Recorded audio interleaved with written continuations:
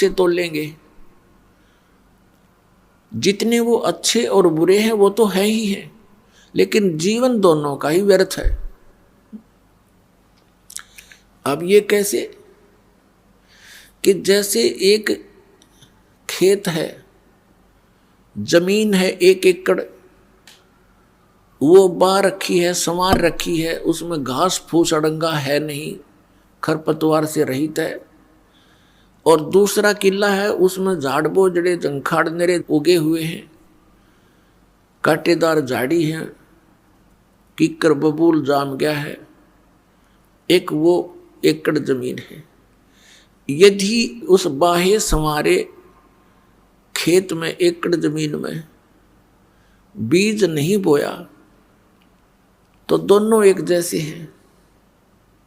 उस बाहे संवारे का क्या लाभ हुआ जब बीज ना बोया था? वो भी उससे जैसा है, जैसा वो व्यर्थ है, ऐसा ही वह व्यर्थ है। तो कहने का भाव ये है कि जब हम राम नाम का बीज बोवांगे, फिर वो अच्छा व्यक्ति तो अच्छा और गणा हो गया। और यदि उस झाड़ जंखाड़ उगे हुए निकम्मा व्यक्ति भी बुरे काम छोड़ के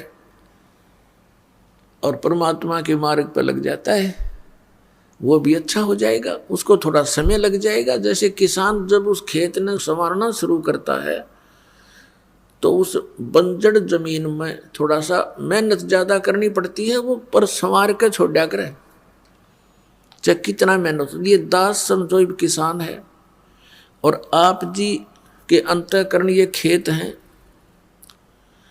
अब नेक आत्मा आती है तो और अच्छा दास को घनी मेहनत ना करनी पड़ेगी, आते बीज डाल देंगे नाम का और प्रफुल्लित होगा।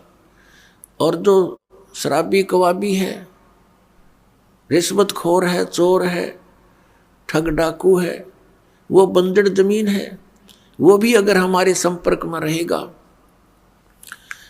तो किसान का उसके ऊपर कभी कस्सी बजेगी, कभी ट्रैक्टर चलेगा और कभी हल से, तो उसको साफ करके छोड़ेगा और फिर दोनों एक से हो जाएंगे।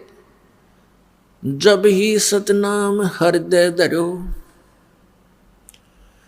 भयो पाप को नाश, जैसे चिंगारी अग्नि की बाई, पड़े पुराण घास। अब जैसे कोई पाप गणे इकट्ठे कर रखे हैं, परमात्मा की शरण में आ जाए, मर्यादा में रहे, तो फिर सतनाम का जो जाप है ये 2 अक्षर का है, जिसमें एक ओम मंत्र है, दूसरा तत्व सांकेतिक है। ये दास बताओ, इन दोनों का श्वास उस श्वास से सिमरण करना पड़ता है।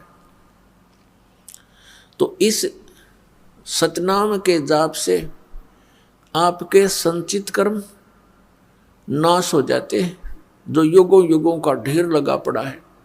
उन्हीं में से आपको कुछ पुण्य कुछ पाप निकाल के ये एक मानुष जीवन दिया जाता है।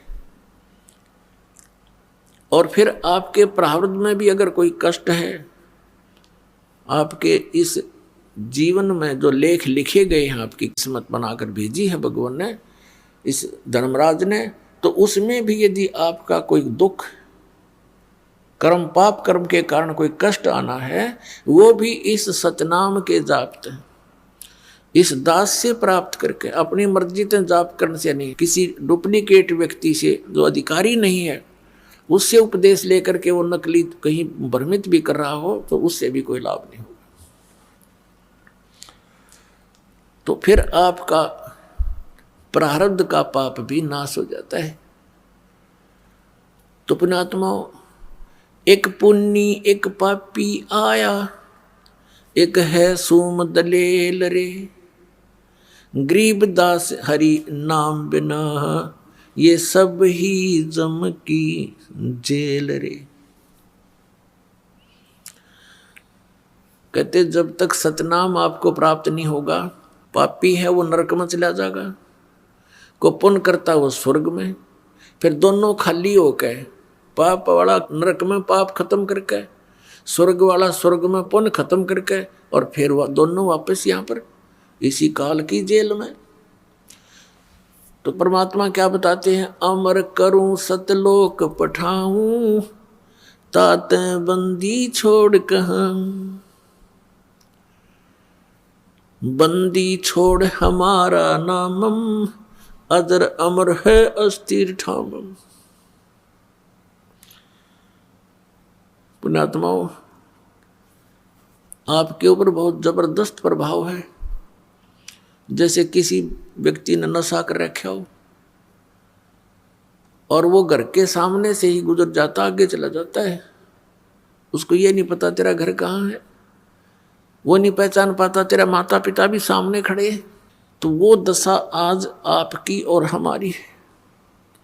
हमारे पिता यहाँ भटक भटक कर चले गए, 120 वर्ष तक रहे वो बनारस में, काशी शहर भारतवर्ष में। सन 1398 से सन 1518 तक एक